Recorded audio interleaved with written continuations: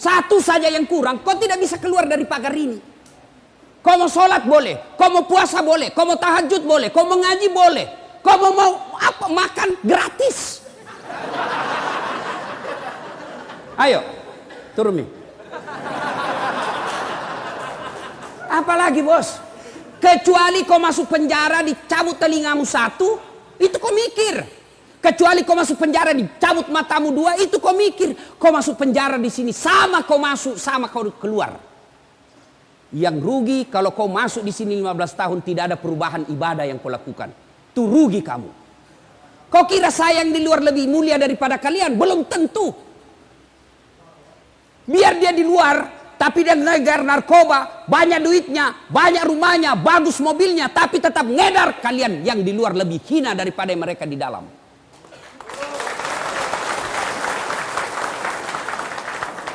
Satu, boleh marah, jangan memaki. Dua, perempuan menjadi penghuni api neraka. Mereka yang membebani suaminya melebihi kemampuan suami. Suaminya gajinya cuma 4 juta, tapi gaya hidupnya 7 juta. Kayaknya banyak penderita di sini ya. Hei, ibu-ibu, kenapa kita miskin? Karena kehidupan gaya hidup kita melebihi rezeki. Allah kasih rezeki 5 juta 1 bulan, tapi gaya hidupnya 8 juta. Akhirnya apa? Ngambil kredit. Tidak bisa tenang.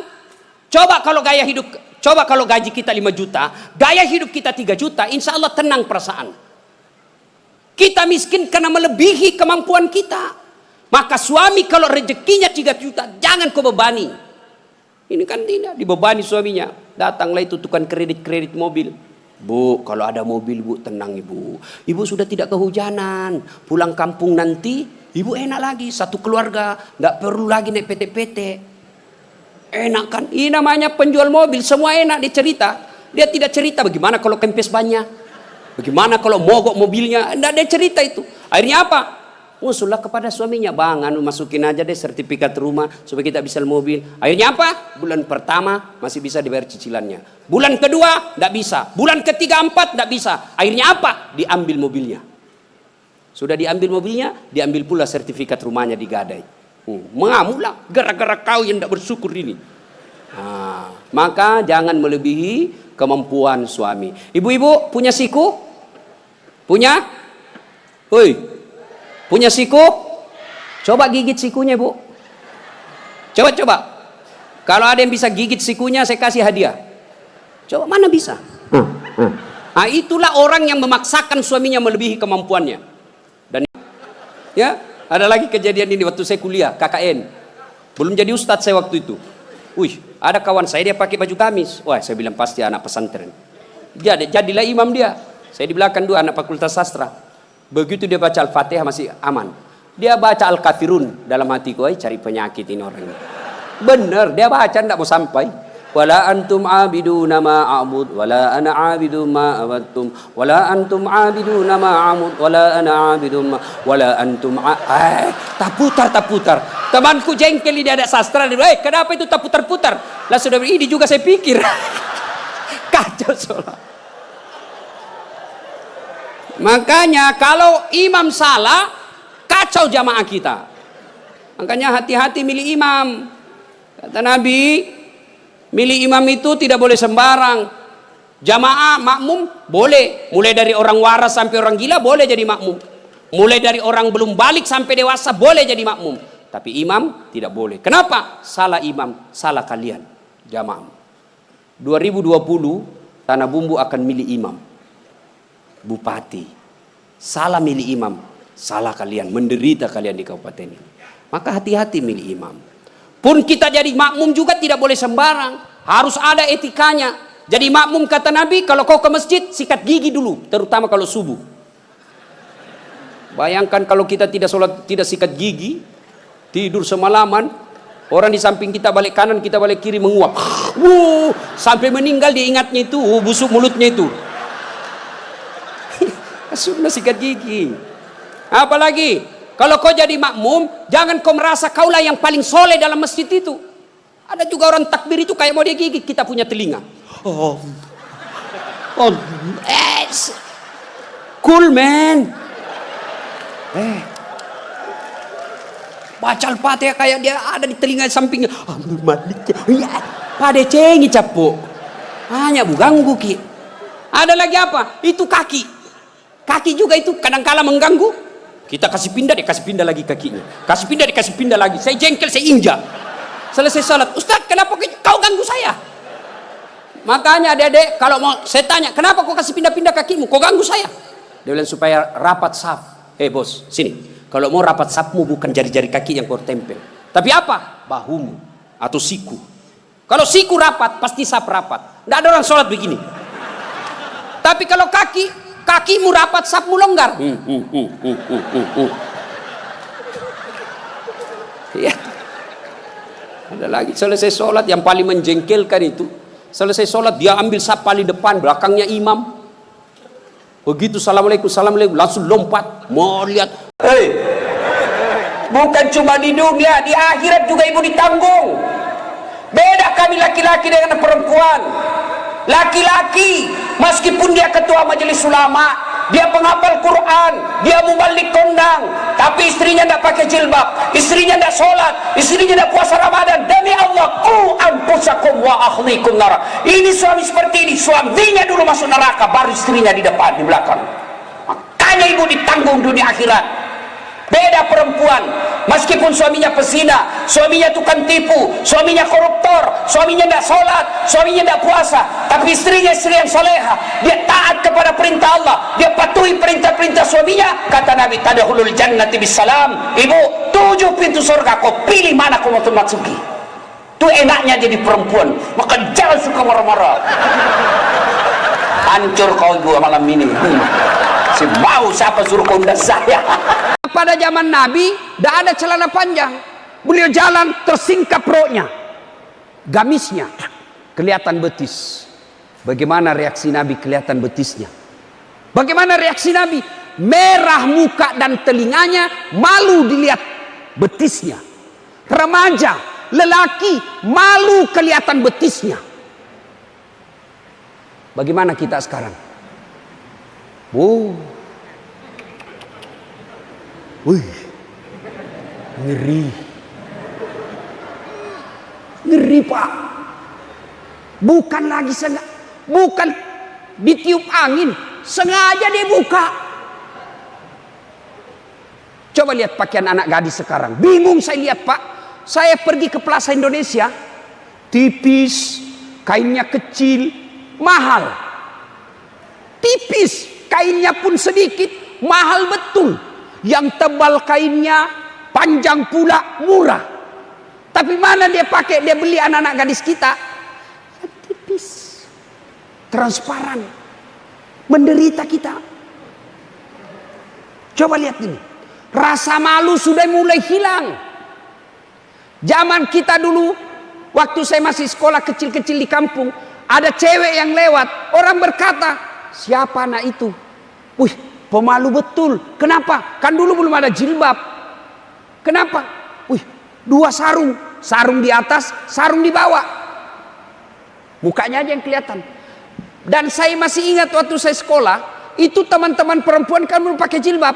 Kalau jatuh ballpointnya dia mau pungut, dia pegang dulu sini Pak.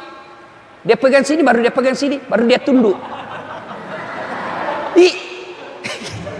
Perempuan zaman dulu karena dilarang pakai jilbab dulu. Sekarang Pak, bukannya dia pegang, malah dia buka, sengaja jalan.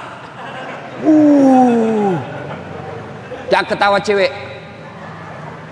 Baju anak-anak kita sekarang yang di atas turun ke bawah, yang di bawah naik ke atas. Nama adalah doa. Ketika nama anak kita Mutmainnah, orang yang memanggilnya wahai Mutmainnah, wahai kau jiwa yang tenang, berarti orang mendoakannya. Dan di akhirat dipakai kelak. Ustadz, bagaimana saya Ustadz? Sudah terlanjur namaku Ronaldo. Karena bapakku pecinta bola. Bagaimana caranya Ustadz? Ya Islamkan. Bagaimana cara mengislamkannya? Tambah Muhammad di depannya. Muhammad Abdul Ronaldo. Nggak nyambung Ustadz, biar nggak nyambung. Yang penting selamat kok bos. Masih ingat almarhum Presiden kita Soeharto? Sebelum beliau menunaikan ibadah haji, kan namanya cuma Soeharto. Setelah menunaikan ibadah haji, Raja Fat waktu itu sadar, wah menderita ini Pak Harto nanti kalau tidak diislamkan. Maka diislamkanlah namanya, ditambah di depannya Muhammad Soeharto. Ibu Tin juga ditambah di depannya Siti.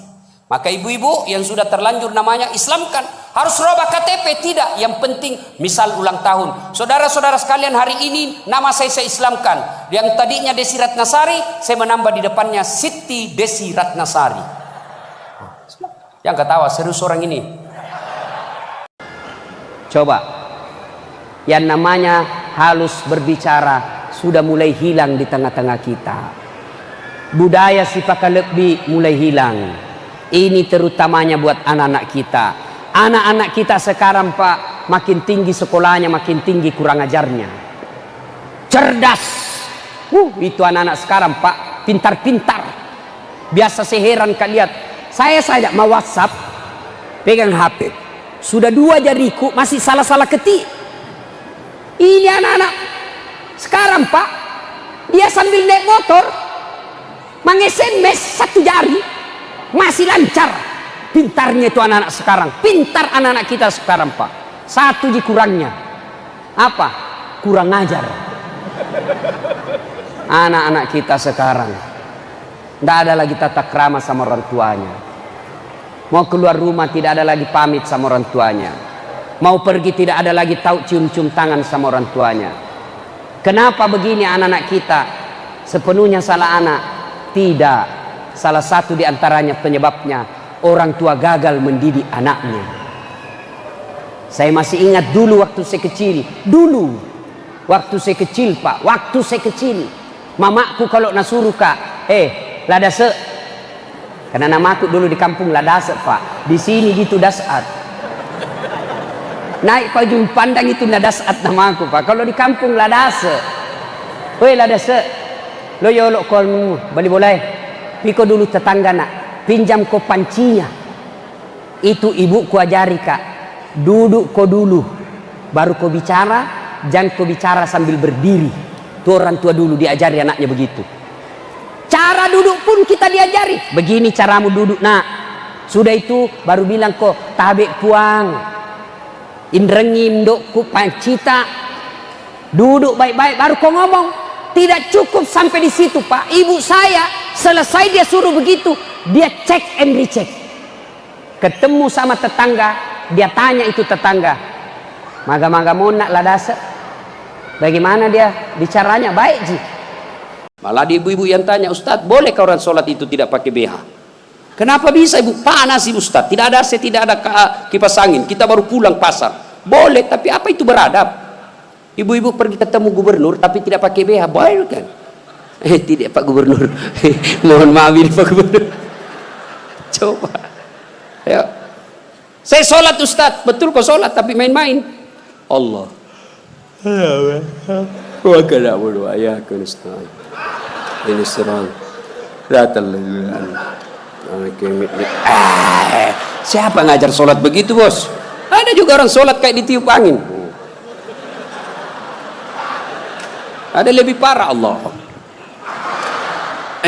Siapa ajar ke sholat mak keju-keju. Jadi jangan heran ketika sudah 20 tahun sholat kok masalah kita tidak bisa lepas. Salah satu sebabnya kita sholat seada-adanya. Bapak saudara-saudara sekalian, tepat tanggal 12 Rabiul Awal tahun ke-11 Hijriah, Rasulullah sallallahu alaihi wasallam demam. Lalu Allah perintahkan kepada malaikat Jibril. Jibril, kau turun panggil 3 malaikat, 2 malaikat, Israil, Israfil, Mikail. Kau turun 4 malaikat. Sampaikan kepada Muhammad, Allah perintahkan saya menjemputmu dengan catatan tanya dulu. Kalau dia sudah mau cabut nyawanya, kalau belum tunda sampai mau. Turun malaikat. Langit pertama, langit ke-7 masih berempat. Jibril, Mikail, Israil, Israfil. Langit ke-6 sampai ke-2 masih berempat. Di langit pertama Jibril berkata, malaikat pencabut nyawa saya tidak bertugas. Kau saja yang turun, jemput Nabi Muhammad. Tapi kata malaikat pencabut nyawa, tapi selama ini kamu yang ketemu, kamu kan chase-nya. Kamu sahabat. Dipanggil kita satu-satu. Bayangkan, dari Adam sampai kiamat.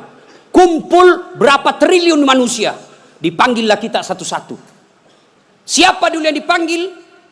Nenek kita yang duluan mati? Tidak. Kakek kita yang duluan wafat? Tidak. Leluhur kita yang duluan wafat? Tidak. Lalu siapa dulu yang dipanggil? Nama-nama Islam dulu. Abdul Rahman, Abdul Jabbar, Siti Fatimah, Aisyah, Mutmainnah, Das'at Latif. Nah, itu dulu dipanggil. Cuncung. Di belakang kok bos. Dipanggil juga tapi mondri kok bos. Maka jangan berkata apa arti sebuah nama. Nama itu penting. Begitu pentingnya sebuah nama sehingga Nabi jelaskan ada 3 kewajiban orang tua kepada anaknya. 1 diantaranya memberi nama yang baik. Kenapa? Karena di akhirat digunakan ini nama. Nama-nama Islam dulu. Tony, Johnny, Rudy, Ningsi, Nining. Dipanggil juga tapi di belakang bos. Habib Syekh, oh di depan. Das'at Latif, nomor 2. Bayangkan. Dipanggillah kita. Nah, orang bilang, apa arti sebuah nama? Coba bayangkan kalau tidak ada semua nama di sini. Yang paling repot caleg. Pilih saya, siapa? Anu siapa? Anu. Coba kalau ada, coba sebut nama. Orang sebut nama minimal 2 saya bisa tahu. 1, suku, 2 agamanya. Nama Margono. Nah, biasanya Jawa. Gitu? Nama Ambok Dalle. Anda mungkin Cina. Masa Ambok Dalle Cina? Apa sih Bugis? Ya kan? Nah, nama. Yang kedua, nama adalah doa. Ketika nama anak kita Mutmainnah, orang yang memanggilnya, wahai Mutmainnah, wahai kau jiwa yang tenang, berarti orang mendoakannya. Dan di akhirat dipakai kelak. Ustadz, bagaimana saya Ustadz? Sudah terlanjur namaku Ronaldo. Karena bapakku pecinta bola. Bagaimana caranya Ustadz? Ya Islamkan. Bagaimana cara mengislamkannya? Tambah Muhammad di depannya. Muhammad Abdul Ronaldo. Nggak nyambung Ustadz, biar nggak nyambung. Yang penting selamat kok bos. Masih ingat almarhum Presiden kita Soeharto? Sebelum beliau menunaikan ibadah haji, kan namanya cuma Soeharto. Setelah menunaikan ibadah haji, Raja Fat waktu itu sadar, wah menderita ini Pak Harto nanti. Kalau tidak diislamkan, maka diislamkanlah namanya, ditambah di depannya Muhammad Soeharto. Ibu Tin juga ditambah di depannya Siti. Maka ibu-ibu yang sudah terlanjur namanya Islamkan. Harus rubah KTP? Tidak. Yang penting misal ulang tahun. Saudara-saudara sekalian, hari ini nama saya islamkan. Yang tadinya Desi Ratnasari, saya menambah di depannya Siti Desi Ratnasari. Yang ketawa serius orang ini. Nama penting. Dan pada saat itu ketika kita dipanggil satu-satu, wajah-wajah kita di padang mahsyar tidak lagi seperti ini. Ada yang mukanya seperti ini. Perempuan sekarang seperti cuaca, susah ditebak perasaannya.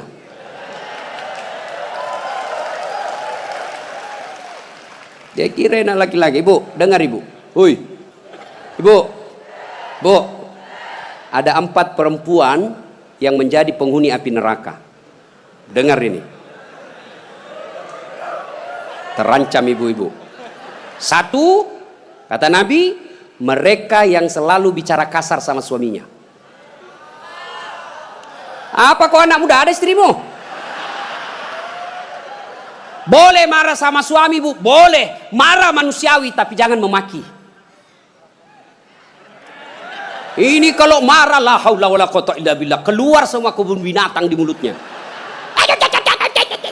Bagaimana kita betah di rumah kalau ngomel aja kerjanya? Jadi, bu, coba dengar itu.